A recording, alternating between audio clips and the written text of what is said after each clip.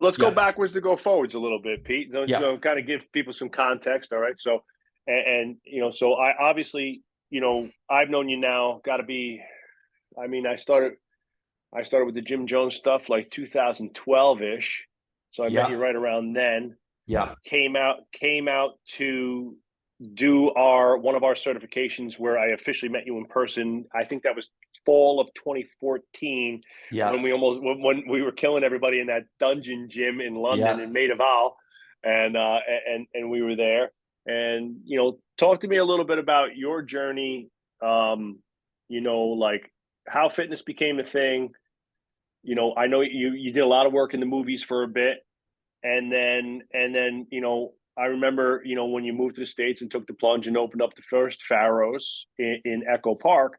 So just kind of bridge the gap there a little bit, and then obviously I want to get down to the business stuff, talk about the new shops, the Idlewild Yeah, and Palm Springs and so forth. yeah. So I guess let's go back to kind of like 2010, 28, 2008, 2009, 2010. I was working in London. I had become a personal trainer.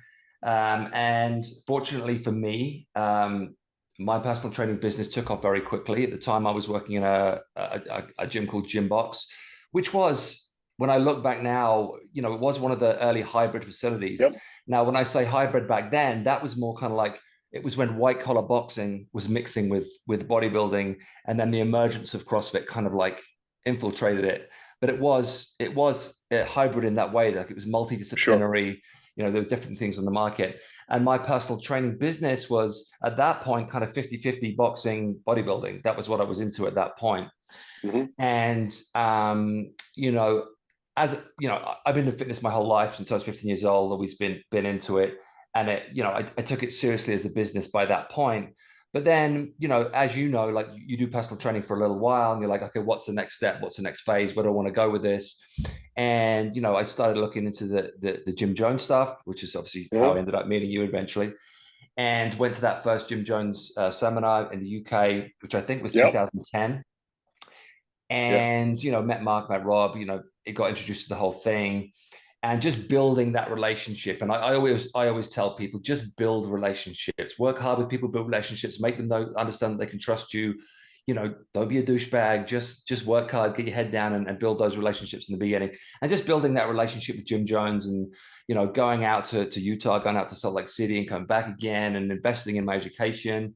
And it wasn't just the Jim Jones stuff. I was investing a lot in the Poliquin stuff at the same sure. time, which is my other big thing that I always loved. Me And too. increasing that my the self-belief through education, but also the application of that to my clients, and like kind of proving myself, I guess, in a way. hmm And then that eventually led to me to Mark trusting me with some actresses and actors in London who were like coming through town on movie gigs. And did that for a while, and then ultimately, funny story, I was actually due to, I've been hired by a company in Kuwait. I don't know that I ever told you this story, to go out and open a strength and conditioning gym. And they'd flown me out to Kuwait. In Kuwait, Yeah, yeah. yeah. I'd flown out, they'd flown me out. I looked at the space, I'd agreed to do it. But it was kind of a weird thing where it's like I was kind of in a transitional phase, and I was like, what am I doing? Like, am I really going to do this kind of thing? And I was kind of terrified. I was kind of excited by it, but kind of terrified. I didn't really know what I was doing, to be honest. And then I got the call from Mark about the Suicide Squad gig, which was the Margot Robbie contract, hmm hmm which is essentially, I guess, what started the kind of introduction to the movie stuff for real for Yes. me, which I was on for the best part of a year. And the Suicide Squad thing led to the Wonder Woman thing. All the time I was doing this movie stuff, which I loved, which I really enjoyed. It was a great experience, and I never, I'm so grateful for it. I learned a lot on those contracts, and it was a great time. It was a fun time, Yeah. and I got a lot of experience, made some mistakes for sure, and Yeah. learned from them, and got better. I think as a trainer and also as a communicator. And while I was doing it, I was thinking to myself, obviously when you have a contract like that, you're kind of like, well, how do I get the best results in the shortest amount of time in difficult situations? Because that's hmm kind of what the job is, right? You've got a finite amount of time. You have to produce a product. You have to build that relationship kind of artificially, because you're kind of both forced into it. but you do it Hmm. in it, you work it out. And then it led me to think, if I was to open a gym, like what kind of gym would I want to open? And I guess the first Pharos, which eventually we opened in 2017, it was Hmm. really, it really came out of the gyms that I built for the movies. Cause it was like, in order to get people in shape for this movie, I definitely need some old school bodybuilding stuff. I definitely need some Jim Jones / CrossFit inspired kind of Metcon type stuff, some functional Hmm. movement. They need to be able to do stuff, right? They've got to be able to do stunts. They can't just look great. They have to be able to Yeah. move. They have to be able to jump. They have to be able to fight. They have to be able to do all this stuff. So there has to be a functional element to it. Obviously, they need to be lean. So nutrition is going to come into it in a big part. And it was really just all of that. Like, how do I bundle that into a gym, into my own gym? And I was fortunate enough to have met my now wife, Emily, while I was Hmm. on one of those Hmm. movie projects, who Yep. eventually became my business partner, and my other business partner in the beginning, Jeff, who's no longer with us as a company, but is still a good friend. Yeah, I And remember Jeff. I you met remember Jeff? him when Yeah. I was out of Pharos. Yeah, yeah. Yeah, he's a good dude. And in conversations with them, is like, this is what I've experienced. This is what I'd like to bring to the table. Emily had her own area of expertise with the kind of Hmm. recovery, repair, physical therapy side of Yep. things. Jeff was a world-class CrossFitter at one point. He's too old now, terrible, but he was good at one point. And he brought that to the table. He's also just a great coach, just a great energy Hmm. guy. And together, the three of us, and we'll talk about this a little bit more. But when we launched that Pharos, we went into it really believing in ourselves as both coaches and as people that we thought we were bringing something new and interesting to the table that wasn't just anything. We always say we just took the best of what we'd experienced and created something new. It wasn't necessarily a completely new concept. There were elements of everything that we'd experienced, but the goal was not to rubbish anything, not to dismiss anything, but just to draw the best elements of things and put it together into a single space, which was the goal Who of the who first who's opening. who's the person, like, who's the idea guy behind the brand? Like, was that you? Is that you, Pete? Like, in terms of, Yeah, like, I look, guess. the names, kind of some of the, Well, the that connection to the Lighthouse, things like that, like some of the things that that's originally came out of yeah. you. So that Because came I from. always thought that stuff was awesome. I always thought you did such a great job. I mean, the first time that I came there, I always knew you were a good coach and passionate about coaching. I did not know you were a good business person and had, like, a keen understanding of the business side, the branding, the marketing, and stuff like that. But I remember coming to see the place, and the place was spectacular. It looked great. But as you were prepping for the launch, I remember watching your launch phase, like in email and on social media and all that type of stuff, and follow along. I thought the branding, the marketing, the messaging was awesome. Really, just like, and the messaging was, we're creating this lighthouse to bring like-minded people together from all different disciplines. Throw your powerlifting shoes or your CrossFit box in the garbage. We're all just training and trying to get better. And I always thought that was awesome. And I thought the branding was great. And obviously the facility was super well done, very clean. I think it fits the LA model. It had that cool industrial look to it. So, Yeah. kudos. I always thought, I mean, I remember telling you, I was like, man, I thought this facility was a banger in terms of the way it looked and the feel and the vibe that we got from that. Yeah, thanks. I mean, so I had a prior to the gym opening, I had a blog in the UK called the Lighthouse. That was the name of the blog. It was like a fitness, health, well-being Mm-hmm. blog. And then, we were looking at names, looking at brands and stuff. And then it was actually Jeff who said, well, you've got this Lighthouse brand. I did some research, and Pharos was the island where the first lighthouse was. What about Pharos? And then we were like, that's cool. And then we liked the classic annotations of an athletic club. So it just became Pharos Athletic Club. And we didn't come to Mm-hmm. this overnight. This took like 3 to 6 months of kind of like, what do we want this Mulling to it. be? Yeah, mulling over ideas and so forth. And then the concept of bringing people together. If I have any talents, I feel like I've always been very good at creating communities. Like on Mm-hmm. the movie stuff, I was good at, like, bringing in the cast and crew into the project and making everyone feel kind of like welcome and stimulated and having a good time. I've been able to create that, and I love that side of it. I love building communities. I love building Mm-hmm. atmosphere and energy like that. I love the coaching side of it, and I love the one-to-one stuff. I love creating physiques, but really I love creating community. I know community has Mm-hmm. become one of those words that's just horrible to say, but Yeah. it really is kind of like my passion, I guess. And, you know, I know Emily and Jeff were the same. Emily's just such a good people person, like the best people person I've ever met. Like, will 20-year friend you in 10 seconds the moment you walk through the door. She's That's my great. wife. That's my Yeah. same.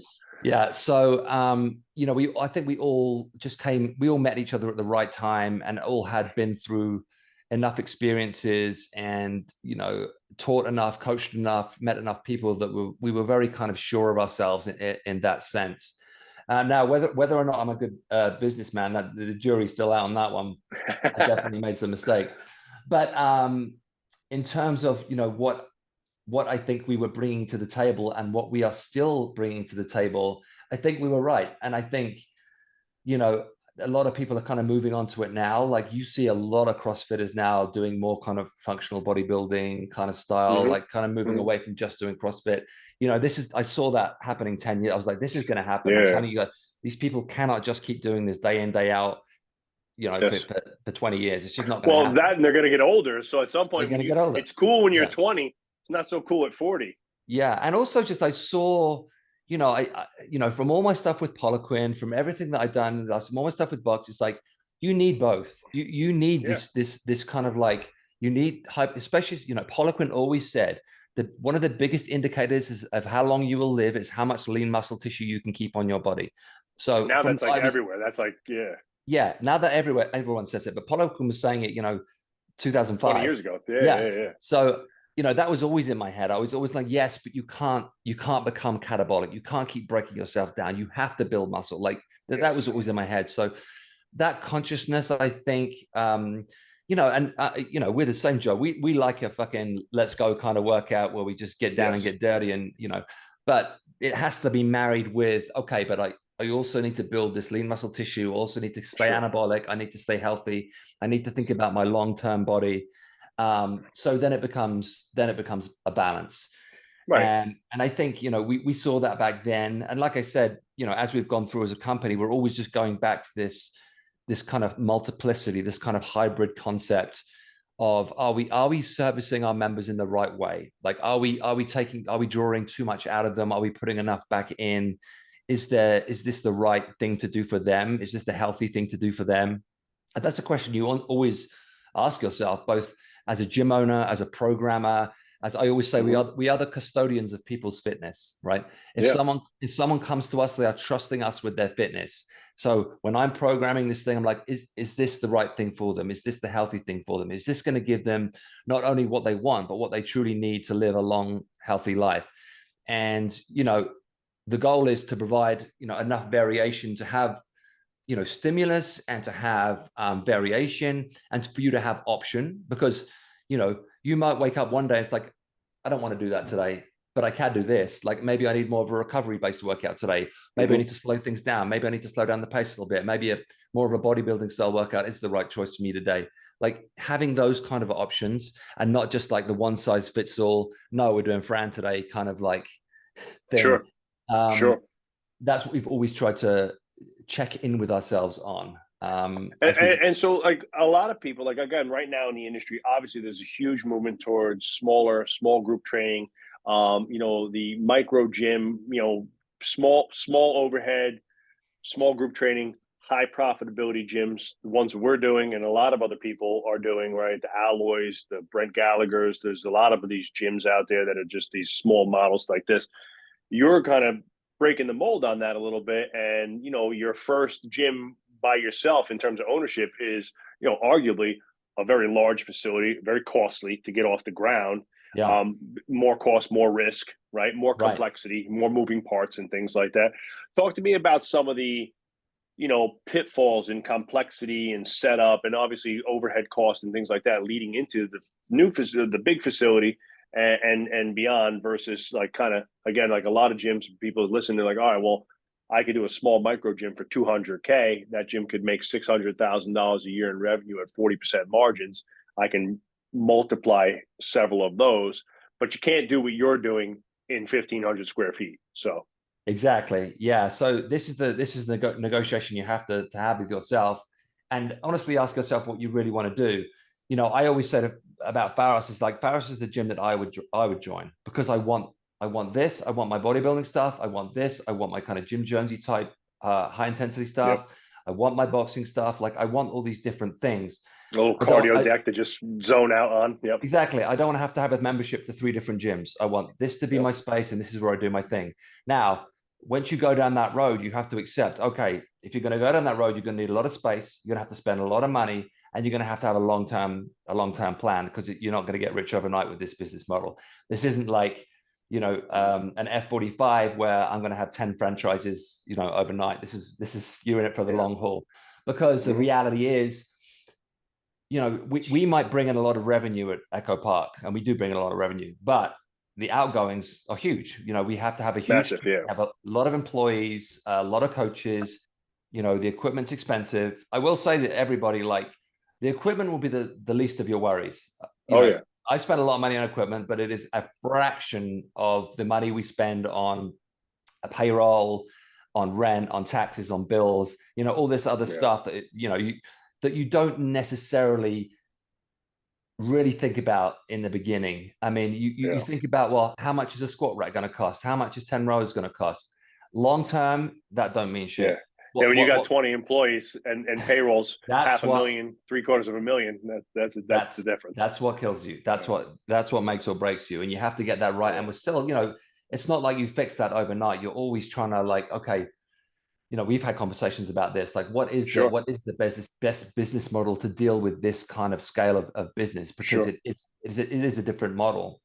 And you have coaches, and then you have personal training, and then you have front of house, and then you have managerial roles, and you're having to try and think about, okay, where should we really be spending our money? Where's the value in this business, and where should I be putting the money that's coming in? Where should it really be going? Because everything we've ever made, we've put right back into the business, because we're a growing business. Essentially, we're trying to expand, trying to grow. So it's not like you can just take the money and run. Everything has gone back in. Yeah. So, in terms of the financial side of things, you have to accept that this business is going to cost, it basically costs a minimum of $500,000 to open a Pharos Athletic Club. We have the smaller ones, like the Redondo Beach one, which is a slightly different business model, but the Echo Park kind of thing, the Palm Springs kind of thing, it's a $500,000 just to get it open. So unless you're willing to invest that kind of money and seek out that kind of investment, then don't do it. Go do something else. At this point, like, I think you get to a point in your life where money, not that it's not serious, it is very money's serious. Not real anyway. It's not real anyway. You start to think like, well, America's run on debt, right? The whole thing's debt. So you just kind of think bigger scale. Like, you just open your mind up to, well, the biggest businesses in the world, the most successful entrepreneurs in the world didn't open, a 2,000 square foot CrossFit gym. Like, that just didn't happen. You got to think a little bigger. You got to be willing to take a lot of risk. You got to be, this sounds crazy to say, but you got to be willing to take on the stress, deal with the stress, and accept all of the challenges that are going to come with it, because there's going to be a lot. There's going to be stuff breaking. There's going to be stuff from the city. There's going to be permits. There's going to be the employee issues. The employee issues, employment issues. It's honestly, especially in California, it's a minefield. And it's not like me, Emily, or Jeff came into it like knowing all this stuff. We weren't experts in employment law, or even you may find this too, but it's like you always ask the question, like, how do we get more investment for our coaches? How do we want them to stay with us? How do we want them to grow with us? And it not just be like a job that you show up to and earn a paycheck kind of thing. Because, California is an expensive place to live. Everybody needs to earn a livable wage. It's hard to earn a livable wage right now, no matter what you do. I know everybody's struggling with it. We want to back when me and you started, if you made 50 grand training, that was like the golden goose. But now 50 grand, you can't have a family, you can't own a home, you can't live on that. What are you gonna do with 50 grand? Can't wipe your ass with that. Yeah, and you're at the stage where, like, if coaches have been with you for a long time, maybe they've turned 40, maybe they have a kid, maybe they have 2 kids. They're like, where do I go from here? Where's my growth? And we're always trying to think of, like, we've always tried to create almost jobs for people to grow with us. Like, Laura is a classic example, who's our operations manager, who actually lives in Austin, Texas. Mhm. She's our operations manager. She has 3 kids, lives in Austin, runs our operations, fantastic employee, like dream employee. And that role really came out of like, we want this person to grow with us. Let's create something for her that's going to provide benefit to the business, and help us grow, and also provide her with a good living. And Right. that worked out great. So you're always trying to think of like, okay, Sure. find great people, and then create something Yep. for them to help us grow. I But got a you have to meeting you have next to week. We're going through the whole accountability chart, the whole company. We got to rearrange. We got to move the puzzle pieces around because we got some Yeah, new people, and they've aged up a little bit. They've been poking a little bit for some more opportunity, which also means some more money and stuff. And right. you got to look at the pie chart and see, where's it going to go Yeah. constantly. And great driven people are hard to find, and once you find those Yes. great driven people, you want to try and hold on to them and try and create something for them. The other Sure. problem that we found in California, and you probably don't get this so much in New Jersey, a lot of people who live in California, specifically in LA, they're doing fitness as a side gig because they really wanted to Hmm. be an actor or a musician or a director or a producer. They came to LA with a different dream, and Sure. then fitness came into their life almost as a secondary option. Plan So B. Yeah. they're not necessarily all in on fitness. So Hmm. you're then wrestling with where you're trying to provide them a livable wage, and you want to help them, and they're great coaches and great people, so you want to see them grow, but that their commitment to you is kind of Yeah. finite or not 100%, because really they're trying to do this other thing. So that's something Yes. else you have to try, and that we've always kind of Yeah. We've wrestled dealt with. with it on the other scale. Like obviously here in Jersey, cop jobs, teacher jobs are real prevalent. A lot of the people that we get through, Right. they've gone to school for phys ed, and they're trying to get that phys ed job. And it's like, dude, you're gonna be a phys ed teacher and you're gonna make 50 grand a year doing that, and you can do something you love. So it's like trying to like always one foot in, one foot out. We know that Yes. usually kind of winds up hitting where hitting the curb at some point, and there being a problem. How's things in terms of like, obviously, how's your perception been in the last couple of years in terms of hiring, recruiting, and developing people? Are you getting more people through, let's call it, lower level employment, where you're bringing them in as interns, fresh out of college, younger, the 20 to 25 year olds, or are you bringing more experienced people in like yourself, people with maybe 10 years of experience, so you're paying them a little bit more but they're a little bit better quality? Or is it kind of a mixture? What does the employee it's development at Pharos look like? it's kind of a mixture, and what we found is, to backtrack a little bit, um, and to go back to the financial side a little bit, the first Pharos grew basically out of word of mouth and friendship, and people coming in, experiencing me, Emily, and Jeff, having a great time, telling Mm-hmm. their friends. It grew very organically. We paid very little attention to sales and marketing. We didn't talk about funnels. It grew here. It grew organically. So we Yeah. were very, very lucky. Now, as Yes. we've grown as a company, that changes because we're not Sure. there every day anymore. Yep. It's not, we're not the personalities there anymore. So Now you got to pay for time. now you got to pay for time. Now you got to think about sales. Now you got to think about Mm-hmm. marketing. And now you've got to think about employees who are going to represent the brand and try and bring to the table the same thing that you brought to the table. Now, that's a tall order because, it's our life. It's our passion project. Yeah.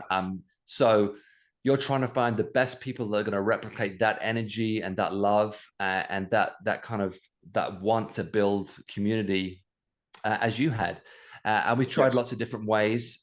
We've brought in some experienced coaches. We've elevated people from within, like Laura. As I was saying, like Laura started out as just she was front desk manager, and now she's, operations manager. So we brought them through. And I found over time, it's better just to find great people and almost teach them and bring them up through, Yes. than try and find like a super experienced person who might be a little bit jaded by the time they come to you. um, I agree with that, and we've swung and missed more on trying to bring in people with more experience and more, let's call it, on paper ability, Right. than the people we've developed from the bottom up and brought them in where they were like, Yeah. dude, I'm willing to do anything. I will eat shit for a year and do anything you tell me to. I just want to learn. I love fitness and I love training and I'm passionate about it. It's all right, great. Let's figure this out. Yeah. Let's make it So happen. what we do now is we've always had an on-ramp educational program. It's kind of based on our pillars of mechanics, strength, conditioning. So it's kind of seminar format. We talk about mechanics, then we talk about strength, then we talk about conditioning, and then we talk about the way that Pharos delivers those concepts. And you know, we've had really good retention of trainers and employees over the years. But now that we're expanding a lot, like up until the pandemic, we only had one gym. Now we're going to have 4 gyms, you know, and that's happened quickly. So suddenly you're like, oh shit, like how do we do this? So now me and Emily are going back in a lot, doing more kind of like hands-on training with our coaches. We call them coaches huddles. So we're doing these coaches huddles to get together, re-educate, repurpose, talk about goals, objectives. Both we do it with coaches and we also do it with, you know, the front desk sales team kind of thing as well. And we found that we need to do that. We need to touch in with people more regularly, because without doing that, the wheels kind of fall off a little bit. So yeah, it takes constant attention, constant re-education, constant. You know, sometimes you assume things. If you're not there, you kind of assume, oh, people know how to do this, or this is understood, right? That you get this, and then when you go in, you have some conversations like, oh, they actually weren't aware of this, or we didn't explain this. We didn't explain this very well. We didn't communicate this very well. So you have to kind of like repaint the lines of communication of like, no, this is how we want it. No, this is how it has to be. I've also found, Joe, and I don't know whether you found this, it's really hard to find really great coaches right now. And I don't know what it is. And I not to bash anybody, because I have found some great coaches, but I think, you know, 10 years ago, there seemed to be more great coaches coming through who were just more passionate about the industry. And I don't know whether that was more, you know, when CrossFit was in its heyday, when everyone was like super into that style of like learning, and Jim Jones was in its heyday, and you know, there seemed to be good, and Poliquin existed, and there was a PICP, which is a great educational platform. It seemed to create, you know, it seemed to bring great coaches through, and there seemed to be, you know, you're almost kind of spoilt for choice. Now, I don't get that so much, and I don't know whether it's because the education isn't as good as it once was, or because the needle has shifted in terms of, you know, the kind of experience that coaches are getting. Like there's a lot of like, I think the social media thing's almost been bad for people, because people are getting their education from social media, and they're getting it from, you know, oh, I saw this girl on TikTok doing this exercise, and it's kind of weird. Yes. So it's I been, think they go when we were coming up, the Poliquin stuff, right? Athletes Performance, one of my first like actual mentorships that I had to go get on a plane, and like I was like nervous as shit. Like, am I going to be like a total dipshit at this thing? Like, you know, Mark Verstegen's going to be there. Like he was like a big deal. And then obviously the Jim Jones thing, I don't have to tell you, it was literally like throwing yourself on a hotbed of coals. You know, the first time I walked into Jim Jones, it was like, all right, let's go. 50 calories here. Let's go 1,000 meters. I was like, oh, you know, and you're getting your ass handed to you. I think that in-person thing has really taken a nosedive and over the years. And like, I look at it, even us with the business consulting, you would think that gym owners who are maybe thinking to themselves, like, I'm not making the money that I want to make. I'd like to make another $100K a year personal income, like plunking down $500, $600, even $1,000 to come to a 2-day workshop where there's a room full of heavy hitters who all have 7-figure gyms. Shit, I'd pay $500 just to sit in a room for a couple hours for that type of money, let alone 2 days. And it's like hard to, and like you know, I got to work to fill seats, and it's like a shit ton of work. And you would think you would just hit the go button. People are like, I'm signing up, because it's like, oh, you know, and I had a lot of the conversation is, you know, oh, do you have a virtual option? I was like, man, you ain't going to pay attention to what I got to say about marketing. You're just sitting on your computer. We talk about it a lot. Like, you know, we because of the nature of the business, we have a lot of Zoom meetings now. Yes. And it's fine. Same. But it's not as good. Like, no, it sucks. You can't you can't replace human contact. No. Like you can't replace the energy that's created. Like you said, you walk into Jim Jones and there's 20 savages there all about to throw down. That brings you a level of like, oh, Oh, like heart there's a rate level goes of, up 20 beats immediately. yeah. And that whole experience, you know, iron sharpens iron, right? That experience Yeah. creates great, not just great coaches, but great people because you know, you have that shared experience, you share knowledge, you share ideas, you talk. And that was I think that was vital to the way that we came up as coaches. Yes. Now, like you're saying, it's all kind of online. Everyone's kind of like doing what they want to do when they want to do it, and there's no real like no one's being forced into anything, you know. I was just And gonna it's say that. I was always just gonna yeah, say that. it's almost become like a bad thing. Like, oh, you shouldn't force anybody to do something, or they shouldn't have to do something they don't want to do. And I'm like, that just creates such soft people. Like you want to create some you want to create some hard motherfuckers, you know, go and do this they don't want to do when they Yes. don't feel Yes. like doing it at 5 a.m. on a Sunday, and fuck you. Like, you know, that's how you I build mean, it's. hard I mean, people. you're obviously you're a dad, right? So you got Yeah. kids, and my little boy's about to turn 7, right? And I have another couple who lives close to me that I was chatting with, and they were asking like, oh, what sports does Antonio play? And I said, well, I said he does jujitsu and Muay Thai year round. I said that's something we do 3 or 4 times a week. It was my passion as my whole life. So he's taken on that. I Yeah. said we do. I said we do soccer, wrestling, and we'll do like a combination of baseball, track, and we kind of mix up with swimming, whatever. And like, oh, we tried the karate thing, but he didn't like it, so we let him make the decision. I was like, he was 5. Like, what do you mean? I was like, he didn't have a decision. It's like, come on, buddy, we're going to martial arts. It's like, I let him make the decision. I was like, no. Yeah. As in my house, I told Antonio, I said, you have no choice until you're 14 years old. From 4 to 14, your ass is going to karate, 3/4 karate, martial arts, whatever form it is you like. We could try a couple different things. If you don't want to keep doing jujitsu, we're doing karate. If you want to do judo, we're doing judo. But you're doing martial arts till you're 14. And at 14, when sports start to get a little bit real, we'll sit down and have a conversation. You could tell me, you could sit down with me and your mom and tell me face to face why you want to quit 10 years of martial arts before you get your black belt and before you really achieve something, Yeah. because you and your friends want to go out and party like a bunch of assholes or chase some girls around it because football is too hard and blah, blah, blah. Fuck that shit. Yeah. No, truthfully, yeah.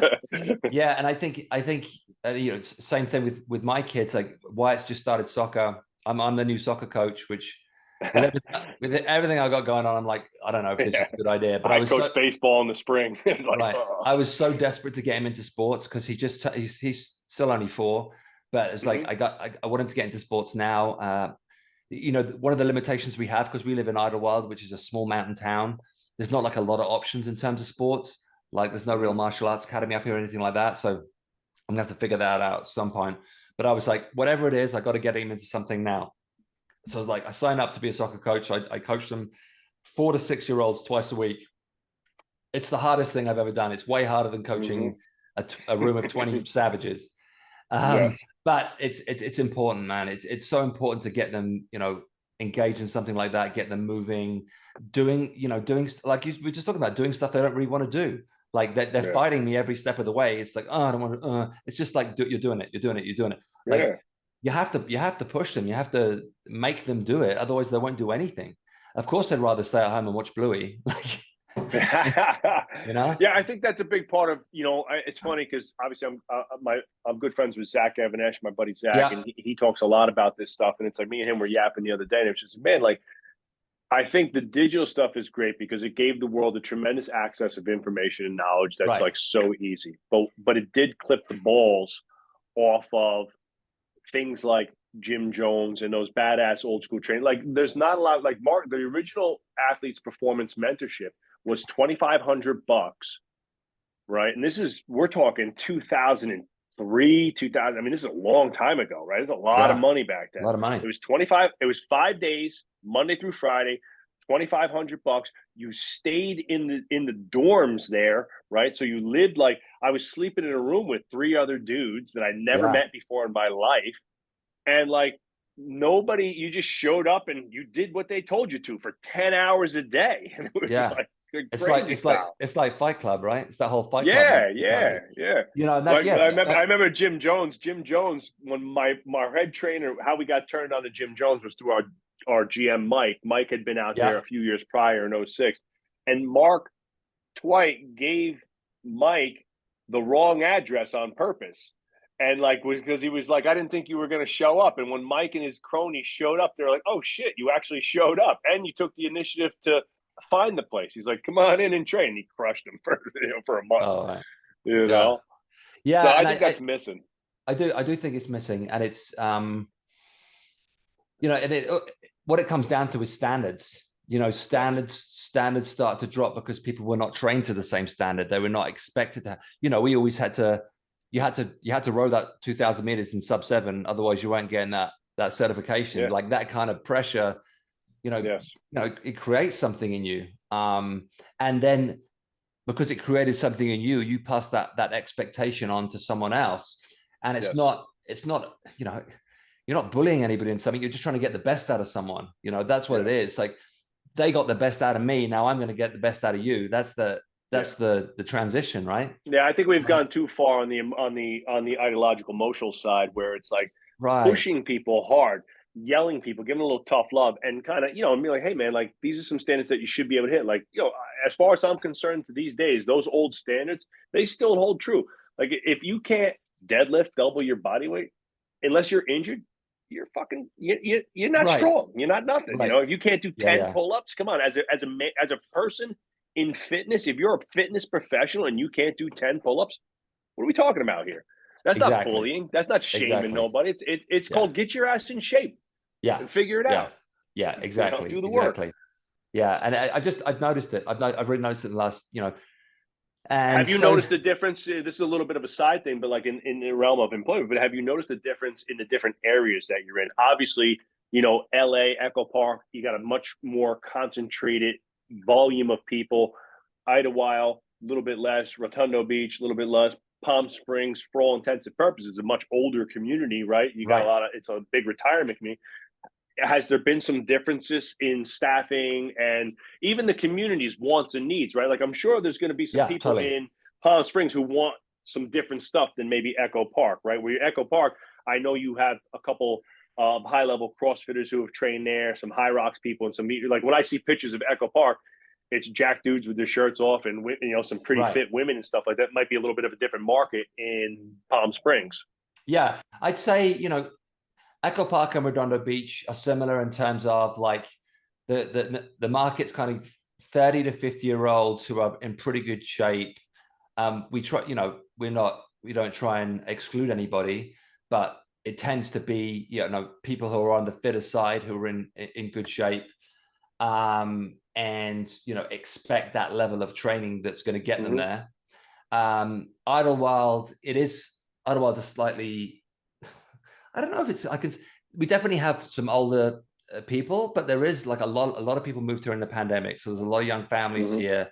Now maybe they're not at the same level, and they're probably newer to the game than people in Echo Park or Redondo Beach. But you'd be surprised at how many people are kind of like all in, so to say, which I'm thrilled about. Which we didn't realize when we moved here, and we learned it as well. It's like, oh, there are some people who are going to be into this. And then Palm Springs, similar to Idlewild, a lot of younger people moved in the pandemic. So definitely a younger population, but yes, definitely catering to that older demographic as well, which, as we discussed prior, which is why I believe so much in this hybrid model and having different options. I think CrossFit was great and that it was like, it got us lifting barbells again. It got us back to some functional movement. But it was kind of shitty in that it kind of rubbished machines. It was kind of like, you don't need machines, you are the machine kind of mindset. Yes. Which is bullshit. Like, because at a certain point, machines are really fucking useful for a lot of people. Oh, I love them.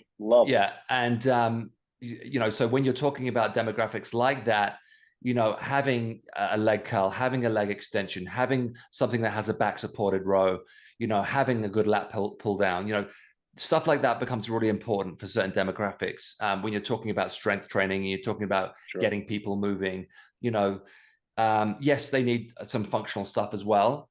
But when it comes to building their lean muscle tissue, giving them some basic strength, that stuff is really, really useful. So we have an extensive open gym in the Palm Springs location. So it's built for that purpose. Nice. Yeah, it's phenomenal. It's phenomenal.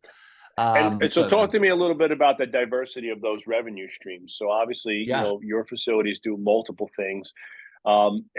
As far as business is concerned, and any financial advisor will tell you, just like when you're planning your retirement and you're looking at investing money with a wealth management company, they're going to tell you, hey, you need some, different buckets of things. You want some long term, you want some securities, you want some stocks, you want, blah blah blah, whatever it might be. You want some, like, maybe some hard assets in a high yield savings.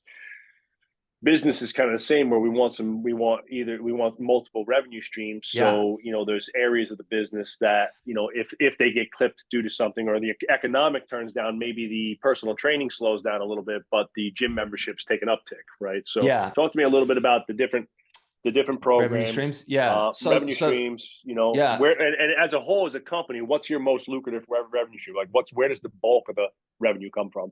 So the bulk of the revenue is and always has been from our Limitless membership. Now, the Limitless membership is of access to all areas. So unlimited classes, unlimited open gym. You can do whatever you Okay. want. So that is and always has been our most lucrative thing. We have had a huge uptake in open gym in the last 2 years. Again, this is because the industry is changing. There's a lot of people coming Mm-hmm. through now who want to do more of that bodybuilding stuff again, especially Yep. like the younger generation coming through. They're not getting funneled into CrossFit anymore. They're getting funneled into No. bodybuilding stuff. You look Yes. at followers on Instagram. The highest CrossFitter might have 1 million followers, maybe at a Yeah. stretch. Bodybuilders got millions. Yeah. Chris Bumstead's got, I don't know, 50 million, Millions. whatever it Yeah. is. So yeah, we've had a huge uptake in that open gym membership, Mm-hmm. almost to the point where I kind of like laughingly say, "Damn, I built too good of a space because we're selling more open gym memberships than we are Limitless memberships." I mean, Mm. it's not more, but it's the gap is closing. So that's been a huge revenue stream for us. We also personal training has become a bigger revenue stream for us. We focused a lot more on that in the last couple of years, and that's something I'm working on growing as we're moving forward as well, because I think personal training is getting a lot more popular again. Not that Especially in group, the aging population, that 40, right? 50 Yeah, plus population. and not that group training is dying. Like it's still there, and there's definitely a place for it.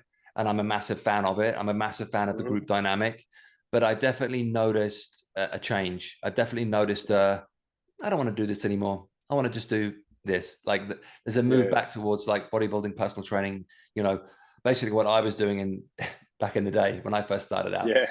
Um, so yeah, we've grown and are still growing the personal training. The other revenue stream is, of course, the front of house stuff. So the supplements, the shakes, that kind of stuff. We sell a lot of shakes, which is a decent revenue stream. But again, Palm Springs will be kind of a launch pad for us for a new concept of our new fuel bar. So we're paying a lot more attention to nutrition, to the shake bar, to coffee. We'll have a different license in Palm Springs. We'll actually have Mm. a full on restaurant. Almost like a cafe. Oh yeah. Yeah, Great. like a cafe. Yeah, and it'll also Food be too. We have some food and food. stuff too. Yeah, yeah. Oh yeah. So high protein food, high protein, healthy foods, which we've been menu sampling for a long time, coming up with these really interesting recipes. They're going to give people what they want.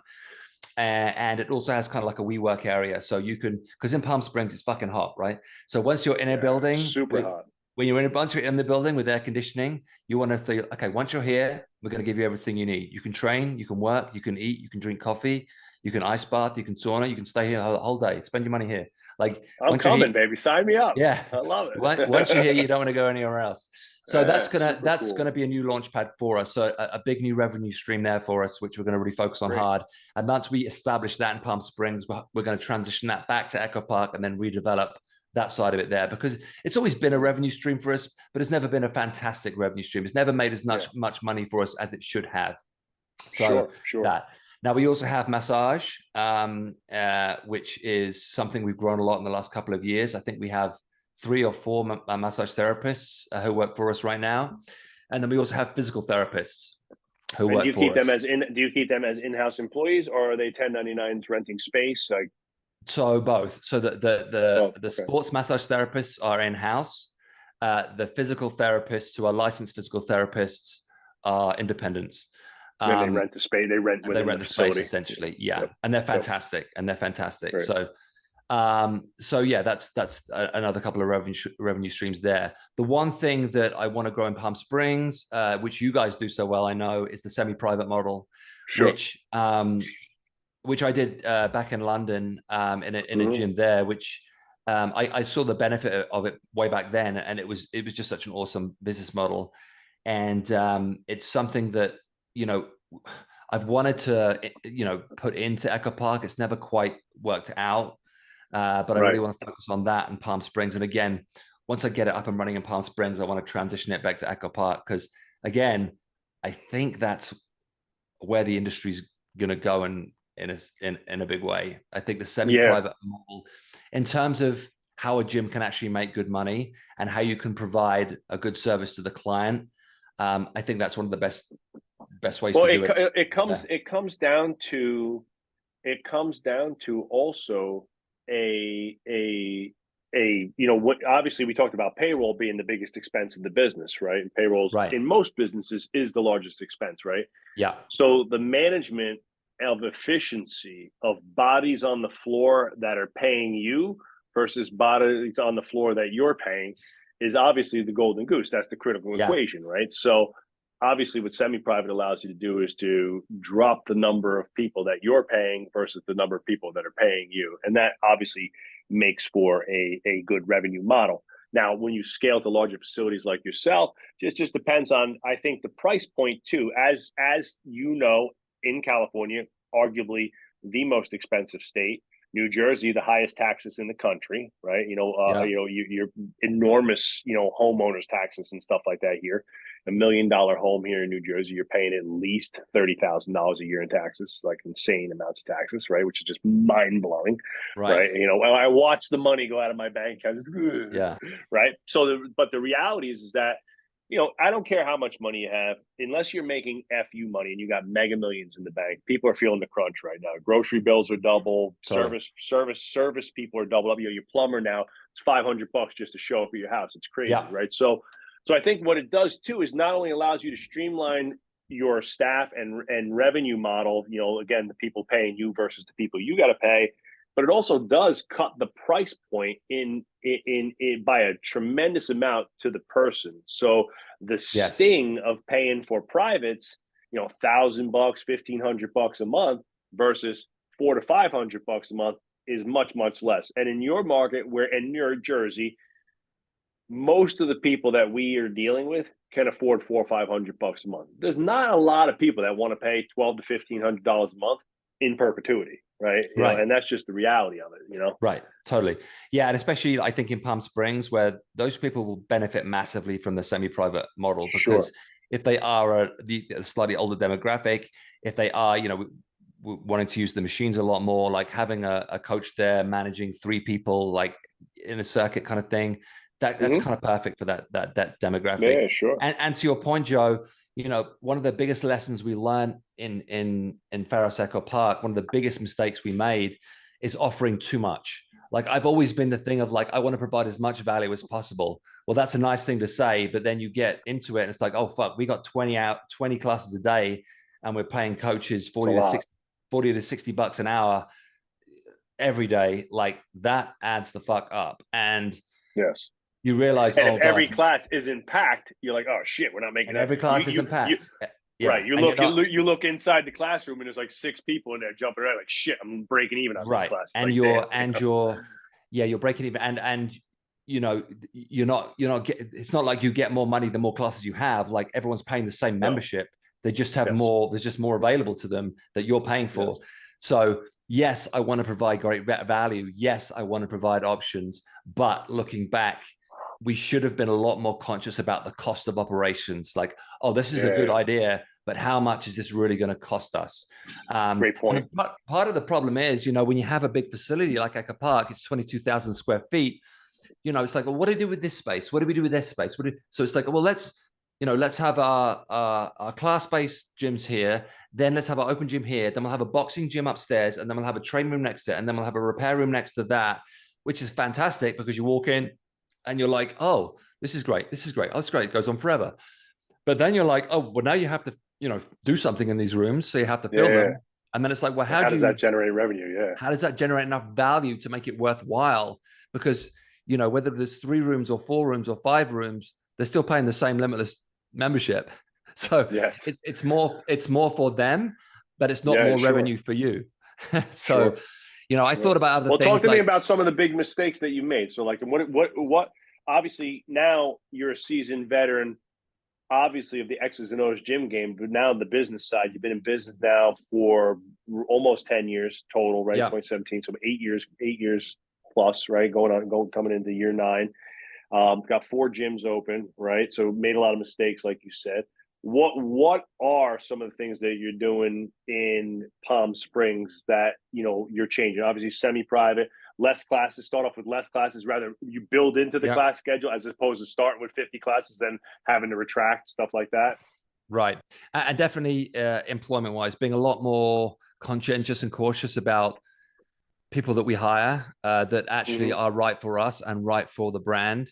I've, to a fault, I think I believe in people, and I see the good in everyone to a fault. So I'm like, I never really look Mm, at like, I don't look critically enough at people like, I think this is a sure. wrong fit for us. I'm like, nah, they're probably going to be fine. But it's like, nah, it should have been a no. But Yeah. I'm so keen to give people opportunity that sometimes I overlook like glaring red flags. So definitely a lot more like conscientious and cautious about who we bring into the business. Definitely a lot more financially minded. Like most people that go into fitness, you go into it because you love it. Like most CrossFit box owners, they open a box because it's their passion. I'm so passionate about CrossFit. I'm going to open my box. I'm going to live my dream life. And then they get 2 years into it. It's like, this is unaffordable. I am never going to make any money out of this. So definitely being a lot more financially aware of like, okay, we want to do this. What's the operational cost of this? Like long term, is this worth it? Is the juice worth the squeeze? Rather than just opening Yeah. everything out of passion, you open things and you start things out of economic sense. So that's a huge one, definitely a huge one.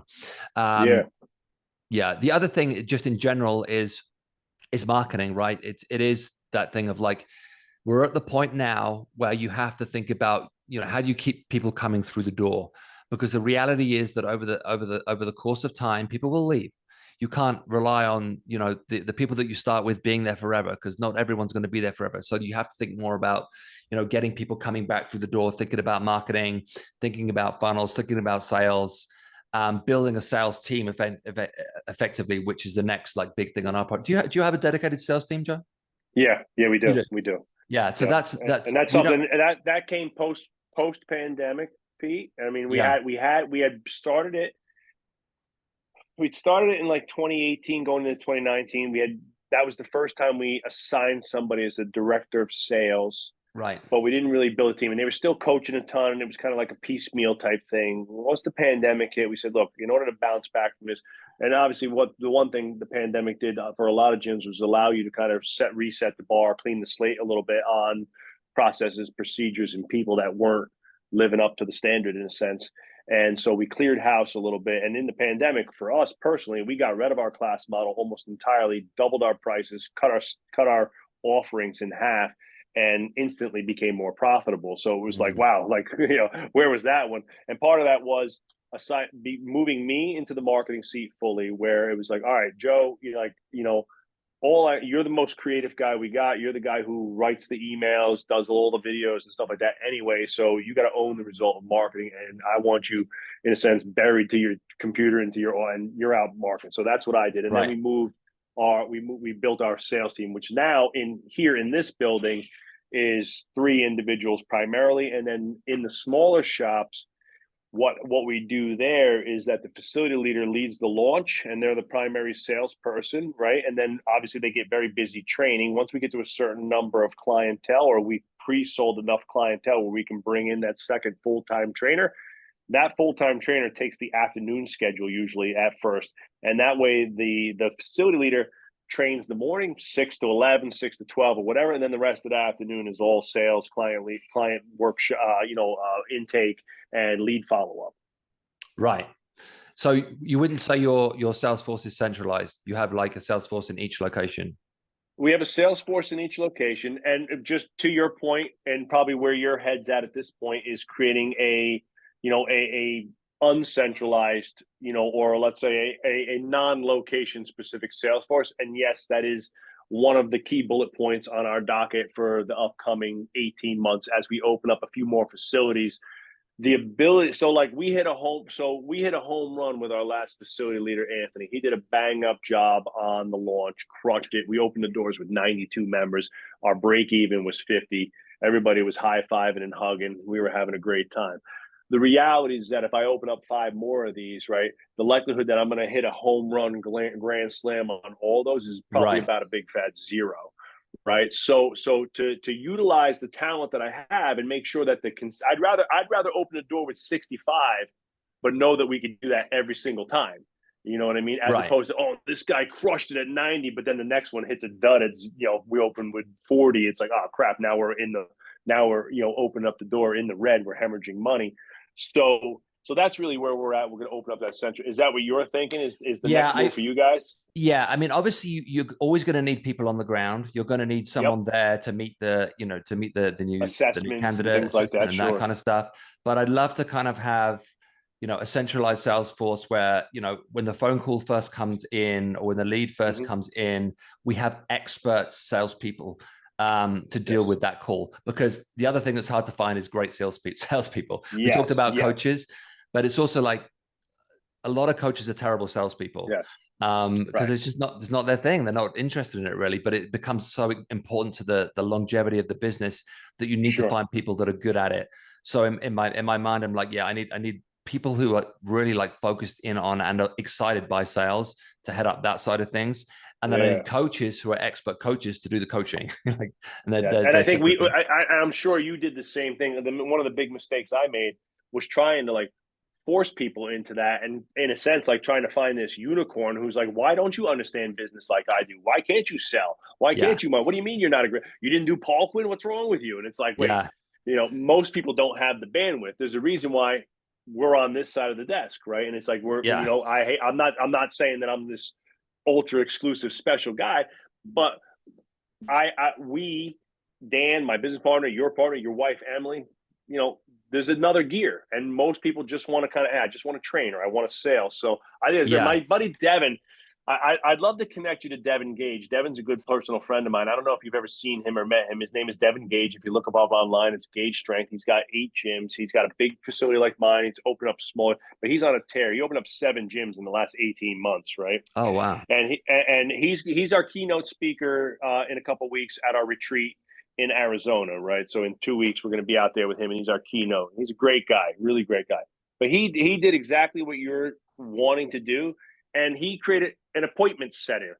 And he's got a couple people that are basically their number one goal is to bridge the gap between what the client needs and wants and is thinking in their head versus getting them into the gym in front of a great coach for their first session or their first one-on-one assessment, whatever that might be. And again, your intake might be a little different. You come try a class or you come in and meet with a coach for actual assessment. All of our gyms, we do a one-on-one goal setting and assessment session. So the number one goal of our sales team is to bridge the gap between tell me what you're looking for, how can we help, what are you looking to accomplish. Great. It all starts with getting in the gym and doing that first session. So we've got to bridge that gap. And that's what he's done really, really well. So that might be a Yeah, good, I'd love to you know, connect with that person. guy. Yeah.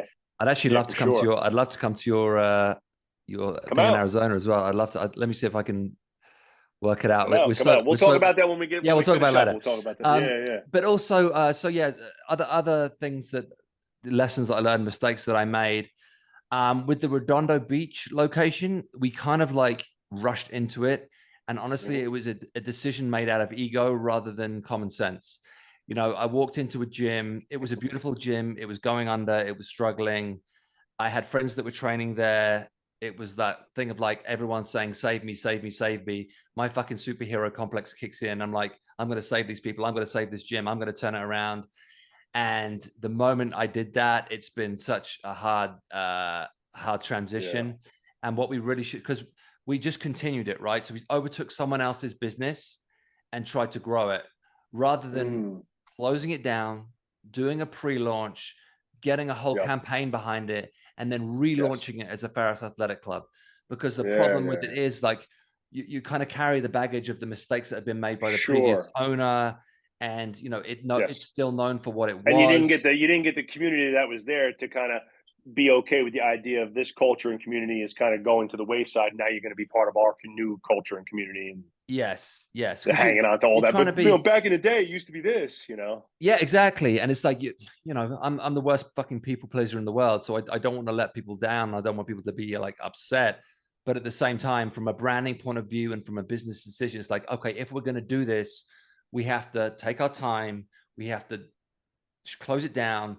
We have to re-energize it, rebrand it, relaunch it, do like an ad campaign, do a grand opening, do the whole Yes. thing, and like then there's a Pharos Athletic Club, rather than it being this like slow transition from a CrossFit gym into a Pharos, and it kind of being, yeah, but it's still a CrossFit gym, yeah, but it's, it just gets confusing. Sure. So that's been a hard lesson learned. The other thing, if anybody's looking to open a gym, is to really think about your price per square foot and Sure. negotiate with the landlord, because you know most landlords these days, they're trying to get way too much money for the property, and it will be unaffordable for your business model. We know now what our price point is for our business model, and you have to be disciplined with yourself to say, if you're not going to go for our price point, we're not going to sign this contract, because the numbers don't Yes. add up. um, and don't say to yourself, oh, it'll be fine, because it won't be fine, because the numbers just No, aren't there. The numbers just aren't you there. can't. You can't outrun the overhead. You really can't. So you have to be very, very careful with that and very aware of that. um, what other mistakes? I mean, like I said, I've spent a lot of money on equipment, like thousands and thousands of dollars. Like, you'll know if you walk into a Pharos, you're like, this guy's fucking crazy. Like, why has he bought so Yeah. much stuff? But I will say, when people walk in, like even this mountain gym in Idlewild, people walk into this gym, it's full of Arsenal strength equipment, techno gym. They're like, holy fuck, like, what? This is amazing. And I'm like, that's the response I want. Like, I Yeah. want that response. I want that buy-in. I want that sense of quality. And like I said, long term, the cost of equipment is nothing compared to the cost of everything else. So that is something that I don't regret at all. Because, and invest in quality. Don't And this also goes for, if you're opening a gym and you're going with, you're looking at contractors, you're looking at all the people who are going to help you build that gym. Don't try and fucking save money on that shit, because the city doesn't fuck Yes. around. I mean, I'm sure it's the same in Jersey. Like, For sure. Yes. get good people, get your permits signed Yes. off, get it done, invest money on that, because in the long term it's invaluable, because you don't Oh, want to well, deal with a bunch of gym in shit down the line. a gym in the town in Oradell where we were. Right. I mean, obviously, it's a weird way the universe works, but like, I met them at a 5K a few months before we were open. He was all excited. It was, we're doing great. Hey, it's great to have another fitness in town. Blah blah. We open up. I see them a U-Haul truck and they're emptying the place out. I went, what happened, man? What happened? He's like, oh, he's like, we he's like, our contractor, landlord kind of screwed us. The place wasn't zoned properly for this type of usage, and the town came down on us. We were already open. I sunk all this money, and he's like, I just, I didn't think. He's like, I didn't. He's like, I didn't. I jumped the gun, didn't wait for all the approvals. I was like, that was a big mistake. And now they lost, 50 grand on build out, construction, and stuff like that. Had to move, had to redirect. So big lesson learned Yeah, for sure. yeah. So So tell me a little bit about your marketing now. Like, so like, obviously we've got this new place opening up, right? When's the launch well, date? we You're don't open saying yet. So October. yeah, we're opening that in October. So we've been What's doing launch marketing look like? so we're doing we have a lot of ad campaigns running right now. We work with a company called Bullet Digital Media in the UK, Hmm. and they help us with basically media advertising and getting Hmm. funnels open, and the different deals that we offer. They do your ads What's and stuff too. They do your ads management. They do our ad management. Yeah, one thing that's been big for us, and maybe might be good for gyms like yours and gyms like ours. We've been doing this 6-week PT challenge, which is basically what we found over time, is that we want to give our new members as much information as we can in the beginning, so they don't get 6 months in. It's like, oh, I wish I'd known that in the beginning. Like, I didn't know that about nutrition, or I didn't know that about sleep, or I didn't know that about.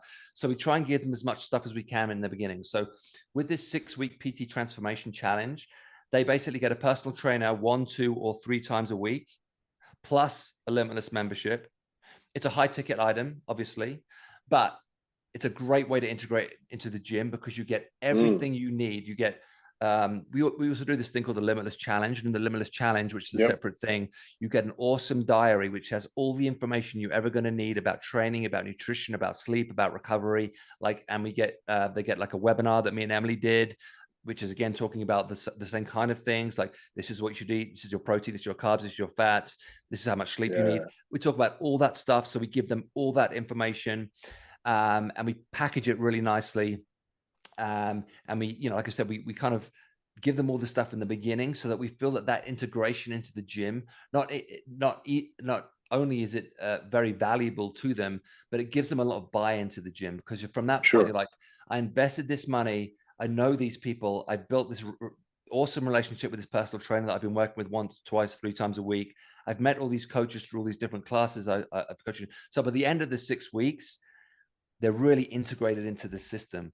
As opposed to like, come and get a free week of classes, and then it's like, oh, I went for a week, it was fine. Like, say, you know, what's the average, or like average price point on something like that? Like, for our transformations here, like we do a 6-week transformation, it's still one of our best programs. We do it twice a year as an intake, and I think we charge $800 for that, like off the street.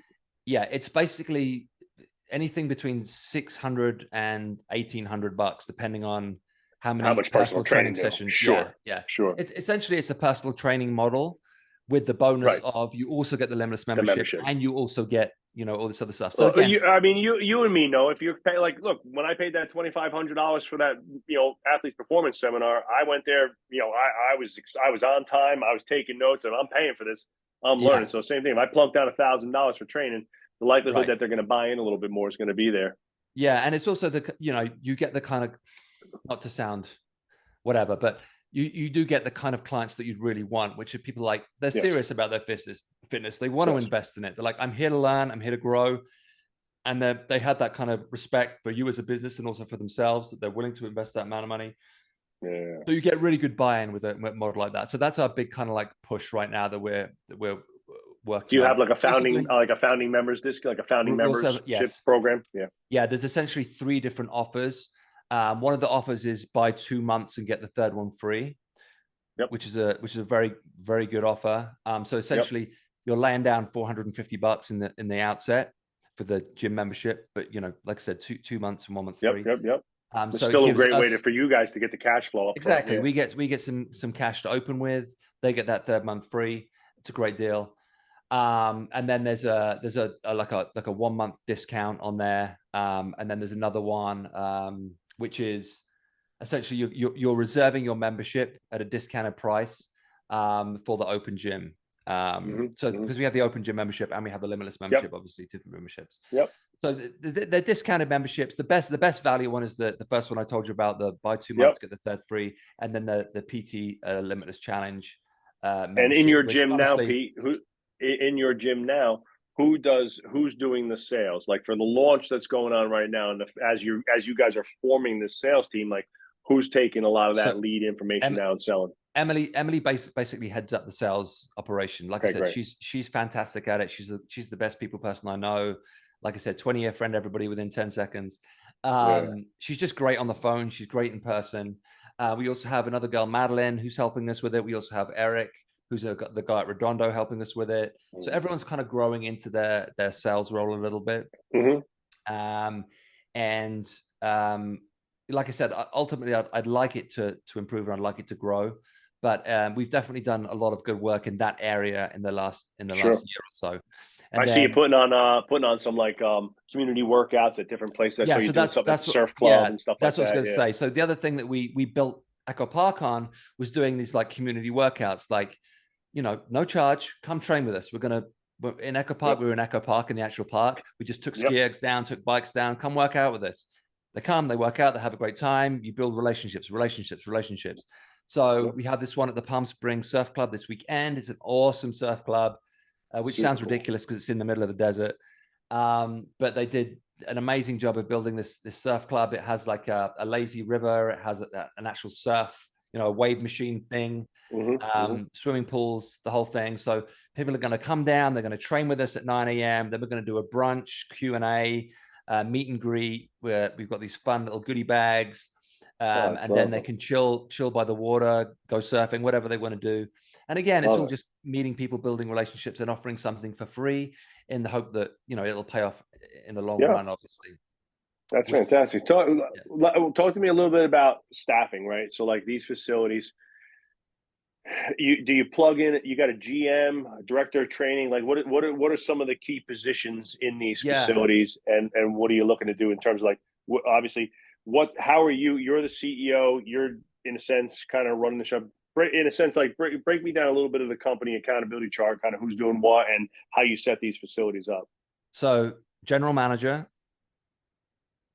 which well, let's start with Laura. So Laura's the operations manager. So it's basically me, this Emily, who are the CEOs. Laura is the operations manager, so she oversees operations in all locations. Then the Mm-hmm. GM in each location. Then Yep. a front desk manager in each location. Then an assistant front desk manager in each location. Then a head coach, and then staff underneath that. Great. Okay. So that's kind of how it pans out. Now we have had athletic directors in the past, as opposed to a head coach. Um, it hasn't quite worked out for us yet. It's something like we will pursue again, I think, in the future. It's hard because, I don't know whether you found this, Joe, but we've tried to get as many people on salary as possible, Yes. because I think salaried positions are the way to go for a business like ours. But when we've done it, it's been really hard to hold people accountable for the hours that are expected of them. So, Mm.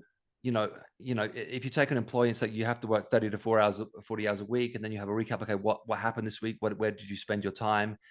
It's always kind of ended up like we're not really getting enough for our, our money. Yeah. Yeah. Now, Yeah. whether that's probably partly our fault, right? We didn't set the Mm-hmm. expectations. We didn't say like you're responsible for this, and if it's not happening, then it's on you, kind of thing. Um, My so first question would be what percentage of their income is incentive based? Because that's well, yeah, we do salary, but at minimum of 10%, upwards of 20% of their salary is incentive based, and that starts to become a real number. I mean, if you're making 80 grand and 20% of it is like $15,000, $16,000, that's a nice chunk of change that you could earn. But it has to be that the boxes are getting checked, right, and that the work yeah, is and getting done. it's always been bonus. There's been heavy bonuses to incentivize. Um, it's hard to say whether there's been issues in LA. So there was, we had the pandemic, and then we had the fucking strike. Like everyone was out of work, so PT dropped it off. So the people that were, the athletic directors were on the back end of that, and it wasn't their fault that there was a strike. But then, our top end came down, so they didn't get their bonus. So there's all kind of like things that come into it, and also, just great coaches don't always make great managers. And sometimes you meet great coaches and they're fantastic at that. So you think, oh, I think they're going to be a great like athletic director. Let's elevate them to that position. And then you do. And then it turns out that really, they're a fantastic coach and they're amazing at managing themselves. But when it comes to managing people around them, they kind of like, they realize they're not really into it. And Mm-hmm. that's a problem that we found with coaches. So we would definitely revisit the athletic director kind of concept if Yep. we could get the model right. Um, and because there are so many facets to the business now, because we back in my day and yours too, we had personal training managers. I was a personal training manager Yes. at Gymbot, so I was responsible Same. for the personal training budget. So I would have X amount of personal trainers under me, but at the end of the day, I had to bring an X amount of revenue every month. If I didn't make that revenue, then I didn't get my bonus. Like I had to make that revenue. Same. Same. Now, again, slightly different business model because back in those days, it was the hairdresser model, right? Everyone was paying Yes. a rent. So I knew if I had 10 personal trainers all paying their rent, which was a fixed rent every month, no matter what, can't pay it, fuck you. I knew that I was going to get my bonus. And if I lost someone or someone wasn't performing, I'd bring in someone new. Obviously, in our personal training model, everything goes through the house. Yes. So again, pluses and minuses. There's a plus to that, and like, you know, you potentially as a business you can make better revenue because you can take a making a cut of every personal training session that's coming through the door. The problem with that is if personal training does drop off massively every month, you can lose huge amounts of revenue. Sure. And it's hard to predict that. It's hard to say whether is it because of the writer strike, is it just that personal training is not good enough. You know, there's all different reasons why it Yeah. could be happening, so you ask yourself all these questions. And you know, is it the right personal training business model? Again, it's always up for negotiation, and we're trying to get the bonus structure right. We're trying to figure out like what is the right price point for this. Man. So to make an athletic director responsible for that, as well as for the coaching staff, and this, we talked about standards before. You know, Yep. long term, you have to pay attention to standards, because if standards starts to drop, everybody starts to talk. It's always Well, the and competition. the attrition starts to creep, right? And then Attrition, that's what yeah, really kills you. Yeah. because everyone goes back to like, oh, you know, it's not like it used to be. It's not as good as it used to be. You know, Yeah. you always have those Look, gym. I noises. hate to say it, but gyms are kind of like restaurants in a sense. When a new one opens up, people want to sample the new food, right? And it's like, so Right, if totally. you're not delivering, if the experience isn't quite what it used to be, and That's a it. a shiny new restaurant opens up down the street offering something similar, Yeah, and you we've know, had people are that. gonna. And we had a new gym open not so far away, and it's like the nice shiny new gym.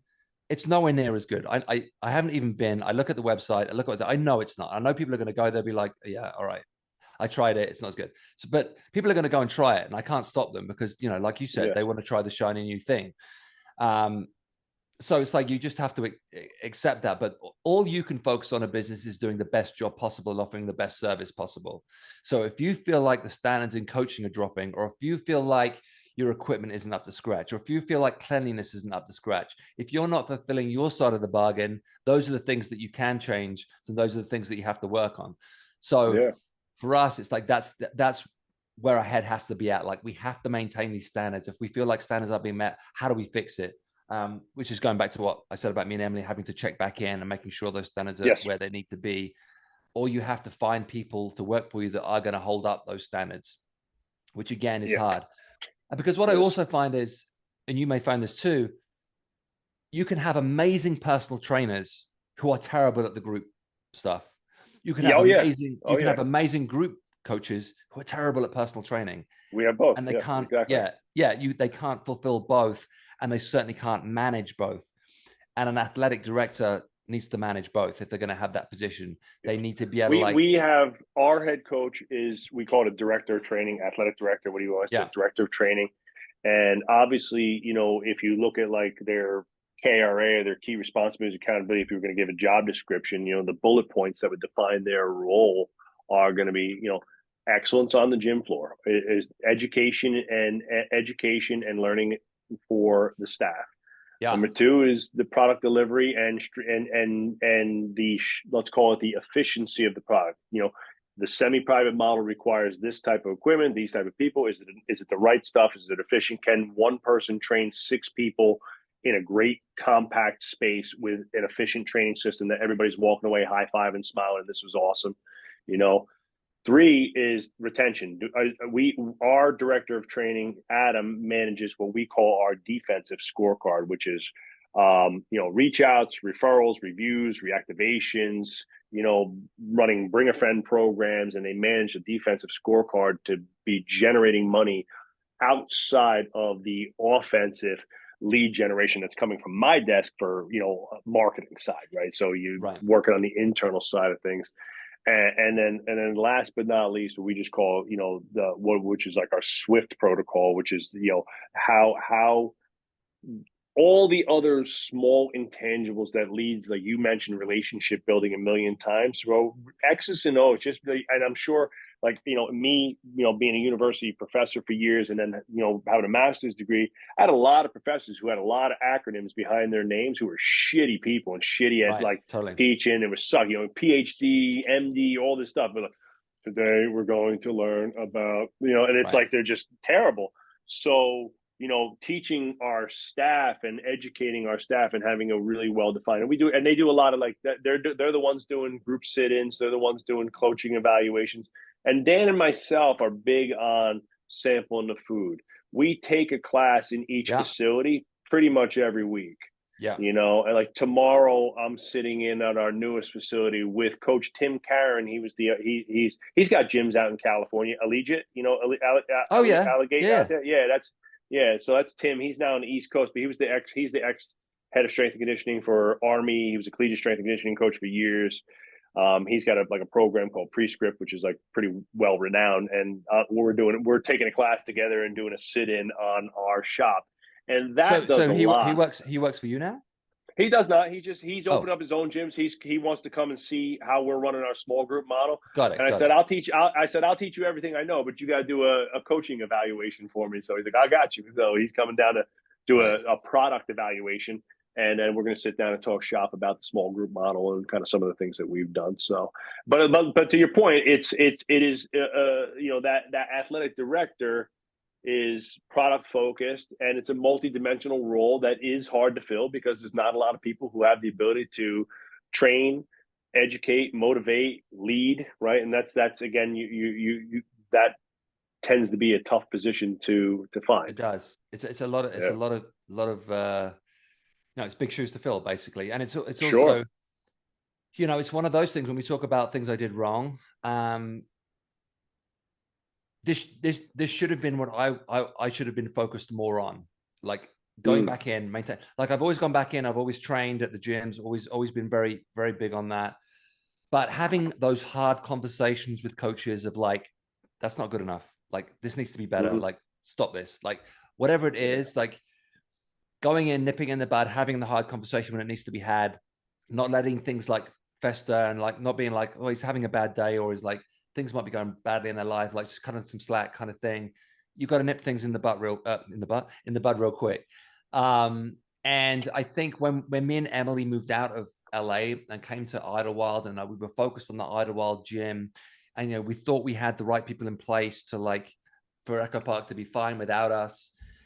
It wasn't fine without us. And I think we trusted Big that it was. lesson. It's a great lesson. Yeah, we trusted that it would be, and we hoped that it would be. And certain things were, we had some great people, and things weren't terrible by any means, but there were definitely places in the business that needed our attention that we kind of like didn't focus enough on. And one of them being, that kind of like our standards being kept to the level that they need to be kept to when it was just me, Emily, and Jeff.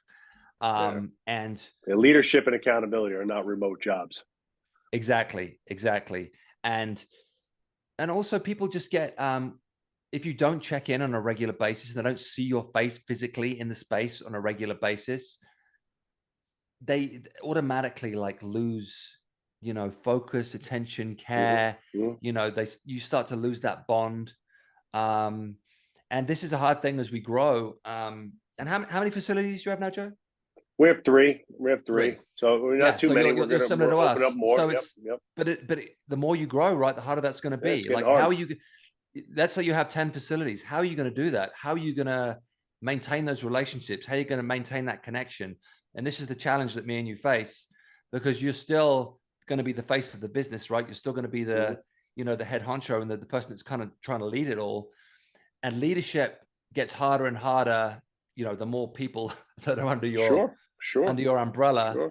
And it's harder and harder to keep those connections, and not just for the coaches, but also for the members. Like the difference it makes when the members see you on a regular basis is huge. And I know we talked about this before, but I feel like, and again, some of this is probably ego, but I feel like everyone's spirits get a little bit lifted if I'm in the building. Yeah. Same. If I'm joining in with a workout that they're in, if I'm sweating it out with them, and I'm having that interaction, and I'm chatting the members, and I'm conversing with them, and I'm asking about their family and their kids, and I'm having those more kind of like personal conversations. Like I just feel like everyone suddenly feels more connected. Whereas if I'm away for a long time, I feel like something gets lost. And like we always say with the biggest little gym, we're trying to be like the mom and pop shop of big gyms, which is a Yeah, super hard thing to do because you're trying to be, like I said, you're trying to be that mom and pop experience. So you're trying to be like the family gym, yeah. but you're also trying to be, you're also trying to grow. You're also trying to be a business. You're trying to be an entrepreneur. You're trying to Right. expand. You've got big And ideas and at the end, there big is a goals. reality of revenue too, right? You have to make Right. money doing this. So it's like, okay, so at year one, Peter being on the gym floor 40 hours a week was probably a good expense. In year seven, with 4 gyms, Peter being stuck in 1 or 2 locations doing 20, 30 sessions a week is a bad usage It's of about time and use of my money in a time. sense. Yeah. Yeah. Yeah. And look, and clients are clients, and you're gonna have you're gonna, just like a bell curve. 80% of them only care about what they get out of their money and their time and their facility. 10% totally get it, and they're like, Peter, you guys are awesome. I love everything you built here, and they're excited not only for the growth of the business but your entrepreneurial journey. And we have many of those clients. And then you got 10% who are like, fuck you, this place ain't the same anymore. Right. When you and Emily were coaching all the classes, it was 100 times better. It's like, all right, well, now we got kids, we got a family. I live an hour and a half away. We got 4 gyms. It's like, how am I supposed to coach 20 classes in Echo Park and run these Yeah. other facilities? And people just Well, like, they just don't get it. and there's also the kind of heartbreaking thing of like people say, oh, they don't care anymore because they're off doing this and they're off doing that. And it's Yeah, like, yeah, yeah, yeah. Yeah, we I don't care. care. I don't care. We, I don't sleep at all. yeah, exactly. It's like Or 7 days a week. I don't yeah, care. I think about exactly. Varsity This House is from the the other minute I thing. wake up to the minute I go to It's like bed. just because we're not there in the building does not mean that we're working on this 24/7 because we are. Because as you know, when you're a business owner, Oh, it's 24/7, 7 days a week. There are no 24/7. fucking days off. Like Nope. every fucking day, even when you're on a holiday, you are No. dealing with shit. And No, I love when gym owners or people come to our workshops and like, I really wanted to go to my own business so I could have more work life balance. I'm like, are you fucking crazy? I yeah, was like, you no, should have kept the 9 to 5 then, dude. 9 to 5, you check out at 5, you say, fuck this place, I'm out of here. I said, I leave Varsity House. I said, yes, I leave early than I ever have in my life, and yes, my schedule's better than it was.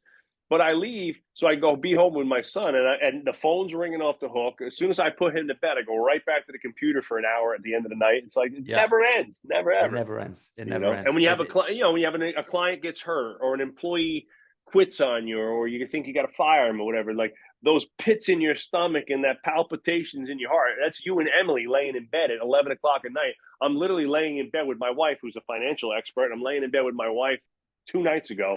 We're like rubbing toes, Right. talking about Varsity House and some of the moves that we got to make money wise in order to change the revenue model, blah blah blah. And she's Yeah. like, all right, go to bed. I can't take this anymore. And people don't get those things, Yeah. from running a Yeah. business. And when you hear like negative things like that, the other like crazy thing that people say is because objectively, if you look at Pharos, you think, oh, these guys have a lot of money, Yeah. not realizing like no, like everything we've ever made has gone back into the business. We're just trying to Yeah. grow this thing, like, but from the outside, the perception is like whether it's the Right. Oh, it's a coaches or the players, multi-million like, dollar gym. oh yeah, Exactly. Yeah. these guys have got loads of money. Yeah. Like they must be rolling. I'm Rolling it. like, dude, you got no idea. Like Yeah. this, Yeah. I got lots you of know, debt. I got lots of debt. That's it's the Yeah. same thing as owning a house, right? Yeah, I own a house. Yeah. It's $1 million Yeah. worth of debt. That's what it is. Yeah. I That's the all American that dream, though. all that happened was that the American system allowed me to get into a lot of debt. It just gave me that privilege of debt. Yeah, that's I love that. I'm stealing it. The privilege of debt.